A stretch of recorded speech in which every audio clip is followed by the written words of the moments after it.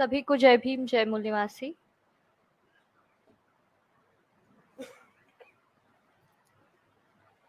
आज का विषय जो विपक्ष को लेकर है, इस विषय पे जाने से पहले मैं कुछ बैकग्राउंड में जो चीज़ें हुई है उसके बारे में आपको मैं बताना चाहूँगी। तो सबसे पहले before constituting the Indian constitution, हमारा भारत का संविधान की जो कॉन्स्टिट्यूशन असेंबली है उसमें बाबा साहेब डॉक्टर आम्बेडकर को अपॉइंट करने से पहले जो 1920 में ब्रिटिशों ने ये काम जो है मोतीलाल नेहरू को दिया था। और मोतीलाल नेहरू और कोई नहीं लेकिन पंडित जवाहरलाल नेहरू के पिता हैं। और उन्होंने जब पहली बार जो इंडियन कॉन्स्टिट्यूशन की ब्लूप्रिंट जब ब्रिटिशर्स के सामने प्रेजेंट की थी, तो उन्होंने उसमें ये कहा था कि वोट का जो अधिकार है वो सिर्फ उन पुरुषों को मिलना चाहिए जो पढ़े लिखे हैं, और वो पुरुष और उन पुरुषों को मिलना चाहिए जो उस जमाने में 1920 में टैक्स भरते हैं। तो ये जो कॉन्स्टिट्यूशन की जो ब्लूप्रिंट प्रेजेंट की गई थी ब्रिटिशर्स को, उस समय डॉक्टर बाबा साहेब आम्बेडकर भी उस कॉन्फ्रेंस में थे। और उन्होंने ये जो बात है इसका उन्होंने एज अ अपोजिशन तो मैं नहीं कहूंगी, लेकिन तभी भी उन्होंने विरोध किया था। और उन्होंने ये कहा था कि अगर आप ये कहते हो कि अगर सिर्फ पुरुषों को वोट का अधिकार मिलना चाहिए, वो भी ऐसे पुरुषों को जो पढ़े लिखे हैं और जो टैक्स भरते हैं, लेकिन अगर हम लोग इमेजिन करें, हम लोग अगर सोचे, तो 1920 में स्वतंत्रता से पहले की बात है ये, जब शूद्रों को और अति शूद्रों को ना पढ़ने का अधिकार था, ना संपत्ति का अधिकार था। तो जब हमारे पास पढ़ने का अधिकार नहीं है, संपत्ति का अधिकार नहीं है, और 1920 ये वो काल है जहां सिर्फ कुछ ही चंद ही लोग पढ़े लिखे थे और टैक्स वही भरते थे जिनके पास संपत्ति का अधिकार था। तो मुझे ये अलग से बताने की जरूरत नहीं है कि कौन है वो लोग जो उस 1920 के जमाने में जो पढ़े लिखे थे और टैक्स भरते थे। तो इस राइट टू वोट का जो अपोज आर्टिकल है उसका अपोज करते हुए डॉक्टर बाबा साहेब आम्बेडकर ने ये कहा कि अगर आप ऐसा कहते हैं कि जो पढ़े लिखे पुरुष है और जो टैक्स पेयर पुरुष है सिर्फ उन्हें ही आप वोट का अधिकार देते हैं, तो हमारी जो भारत की बची हुई बहुजन संख्या है, बहुजन लोग हैं, आप उनसे ये अधिकार छीन रहे हैं। और as an opposition Baba Saheb ने इस चीज का विरोध किया है। और उन्होंने ये कहा कि भारत का हर एक नागरिक जो 18 साल से बड़ा हो, जिसकी उम्र 18 साल से बड़ी हो, और चाहे वो पुरुष हो या महिला हो, चाहे वो टैक्स पेयर हो, फार्मर हो, लेबर हो, या कोई भी कैटेगरी का हो, उन सबको ये वोट का अधिकार मिलना चाहिए। तो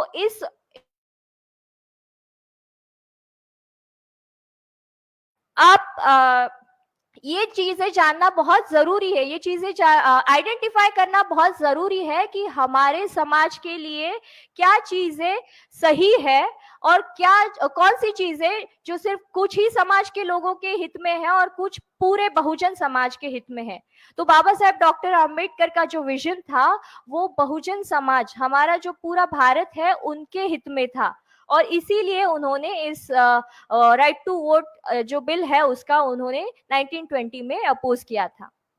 और इतना ही नहीं, जब 1951 में वो पार्लियामेंट के सदस्य थे, तभी भी उन्होंने हिंदू कोड बिल जब प्रेजेंट किया, तभी भी उनका विरोध हुआ है।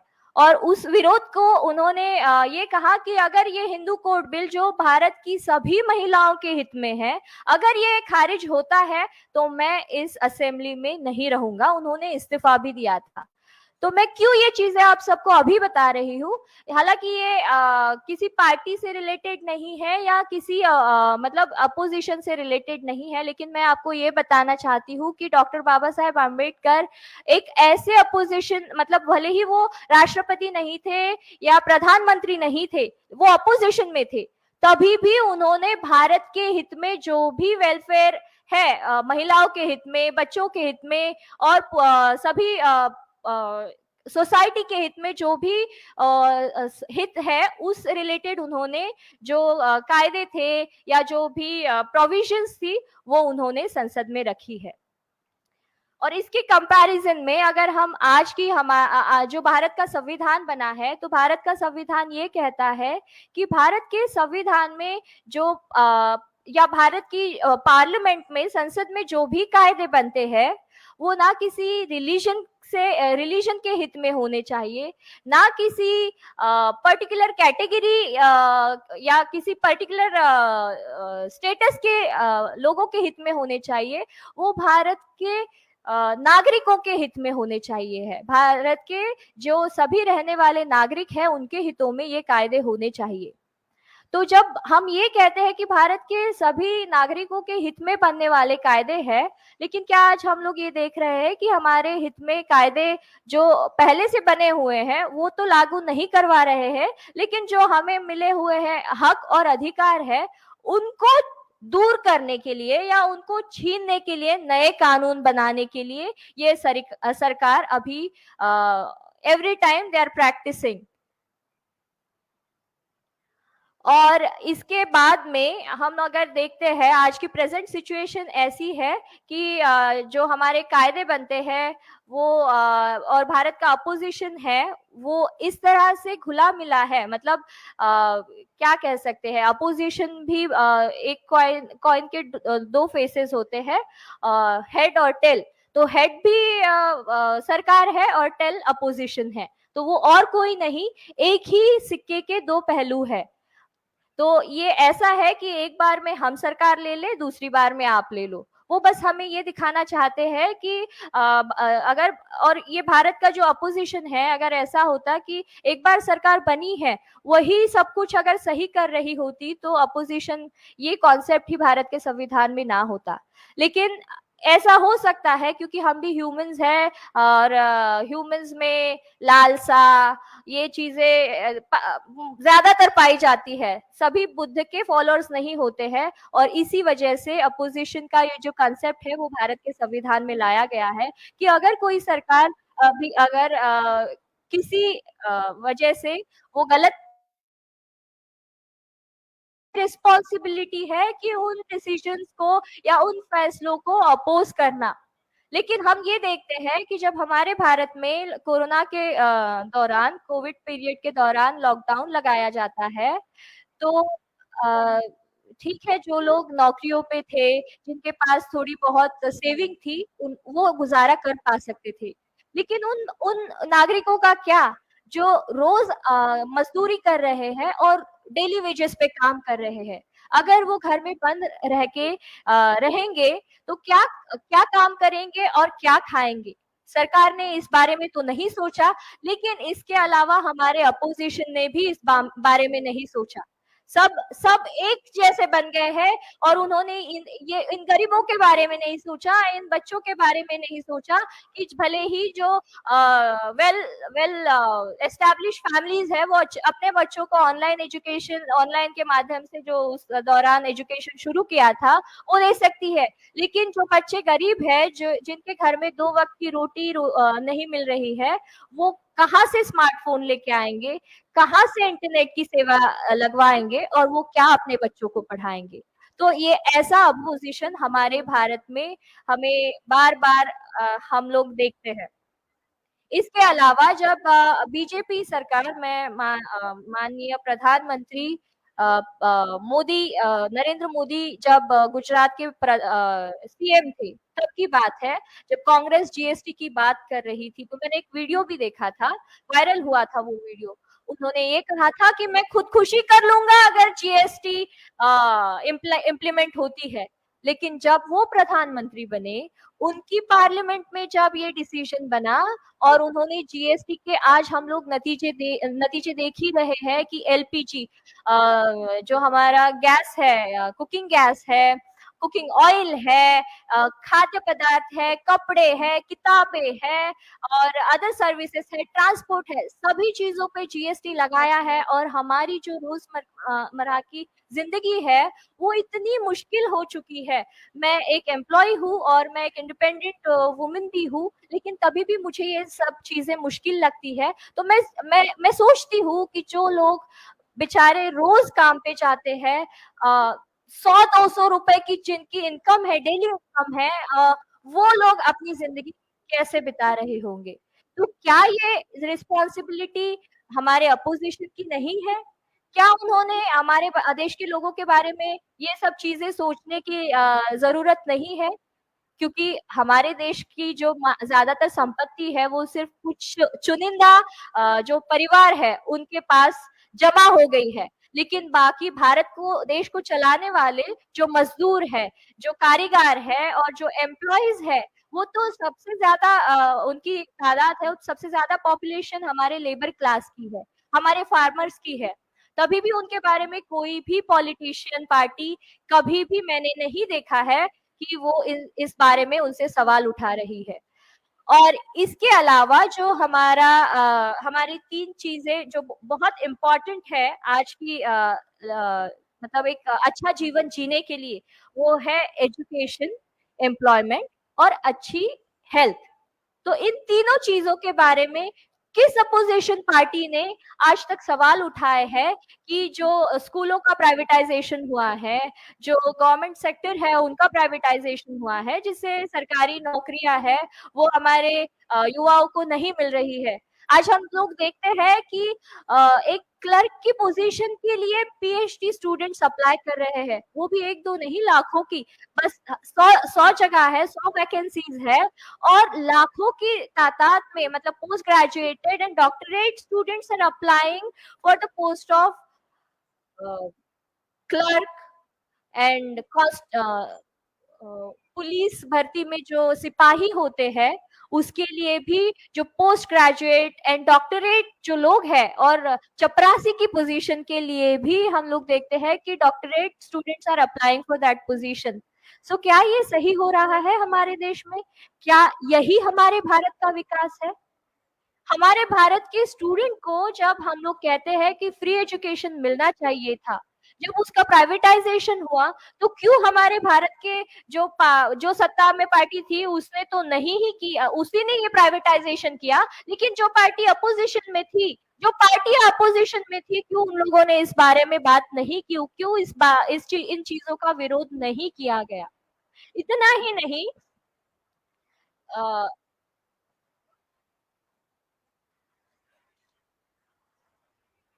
जीएसटी के अलावा हम लोग देखते हैं कि भारतीय जनता पार्टी जो एक बहुत बड़ी पार्टी कहलाती है देश में, उन्होंने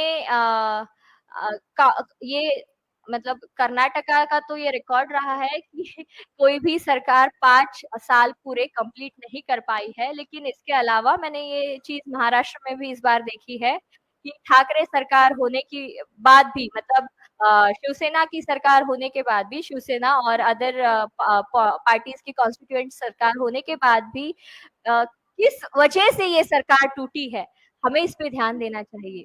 और जब ठाकरे परिवार जब पार्टी में था, सरकार में था, तो मैं देख रही थी कि मस्जिदों पर से लाउड स्पीकर हटाए गए। क्या ये सरकार का काम था?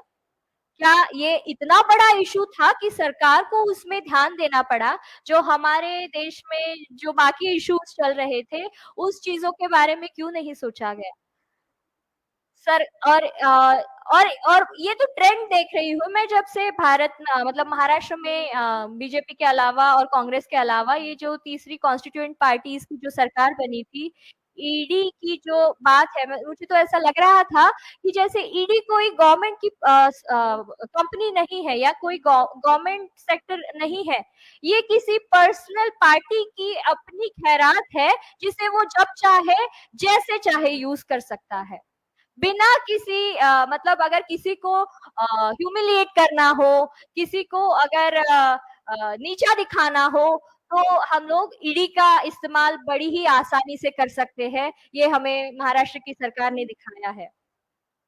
और इसके बाद जब भारत के संविधान में चेंजेस करने की साजिशें की गई, भारत के संविधान में किसानों का बिल जब चेंज करने की साजिशें की गई, तब मैंने नहीं देखा कि कितनी मैं काउंट करना चाहती हूँ, मैं तो चाहती हूँ कि मैं काउंट कर पाऊँ कि कितनी पॉलिटिकल पार्टियां किसान आंदोलन में साथ आई थी और किसानों का साथ दिया था। बाघा बॉर्डर पे भी नहीं देखी हमने। और जो कल 2 दिनों तक जो सेशंस चले हैं, मैंने सुना है, शेंडे मैडम को सुना है, और उन्होंने भी किसी पॉलिटिकल पार्टी के बारे में ज़िक्र नहीं किया था कि यह पार्टी हमारे साथ आई थी। तो क्यों नहीं आई थी? क्या ये उनकी ज़िम्मेदारी नहीं थी कि जो हमें 2 अनाज दे रहा है, जिनके कारण हमारा पेट भर रहा है, क्या ये हमारी रिस्पॉन्सिबिलिटी नहीं है कि उनकी जो मुश्किलें हैं, उनकी उनकी जो समस्याएँ हैं, हमें उनके बारे में सोचना है। कौन आएगा? हम नहीं आएँगे तो और कौन आएगा? ये चीज़ें अपोज़िशन ने सोचनी चाहिए थी, लेकिन ये उन्होंने नेग्लेक्ट कर दी है, इसको इग्नोर कर दिया है। इसके अलावा ये बहुत ज़्यादा जब जीएसटी का टैक्सेशन बढ़ता गया है, तो हमने देखा है कि पहले कांग्रेस जब पावर में थी, तो हम कहते थे कि बड़ा महँगा पेट्रोल है, और सभी लोग कहते थे कि बाकी वर्ल्ड के देशों में पेट्रोल के भाव बहुत कम है, लेकिन उस कंपैरिज़न में भारत में पेट्रोल के चार्जेस बहुत ज़्यादा थे। जब पेट्रोल के भाव बढ़े हैं, एलपीजी के भाव बढ़े हैं, एजुकेशन में जो सरकारी स्कूल बंद होने के बाद एजुकेशन सेक्टर में हम लोग देखते हैं कि नर्सरी में जो ये प्राइवेट स्कूल्स है, बच्चों नर्सरी के बच्चे की जो स्कूल की फीस है वो 3 लाख रुपए है। मैं जिस कॉर्पोरेट सेक्टर में मैं जॉब करती हूँ, मैं देखती हूँ मेरे जो कलीग्स हैं, वो चिंतित रहते हैं कि मेरे नर्सरी के बच्चे की फीस का मैं भुगतान कैसे करूँगा?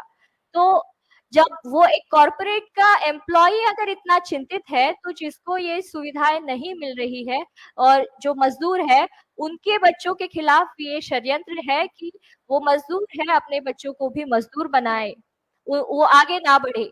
ये जो षड्यंत्र है हमारे अपोज़िशन का भी है और हमारी करंट सरकार का भी है। हमें इस पे ध्यान देना चाहिए।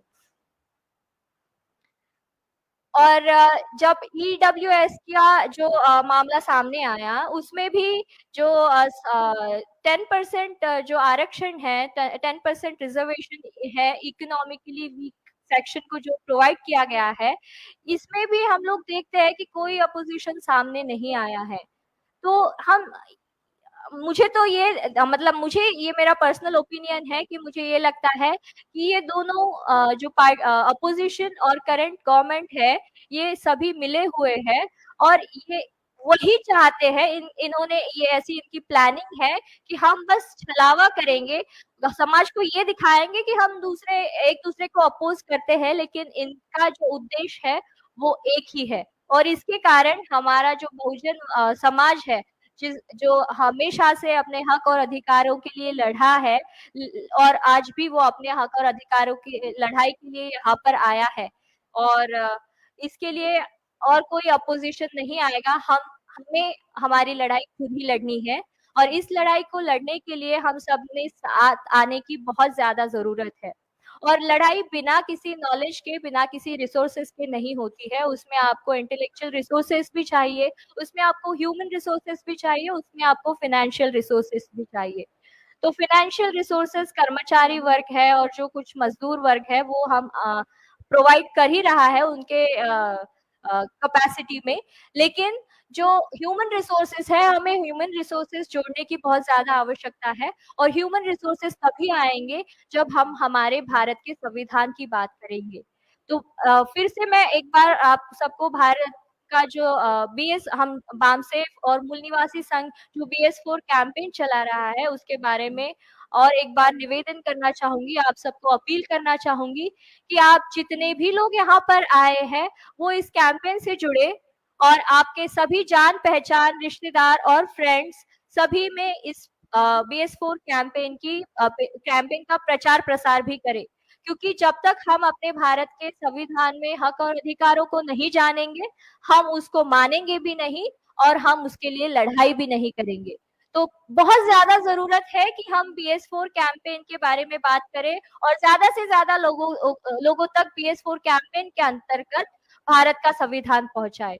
इसी आशा के साथ मैं आप सबसे विदा लेती हूँ। जय भीम, जय मूल निवासी, जय भारत, जय संविधान।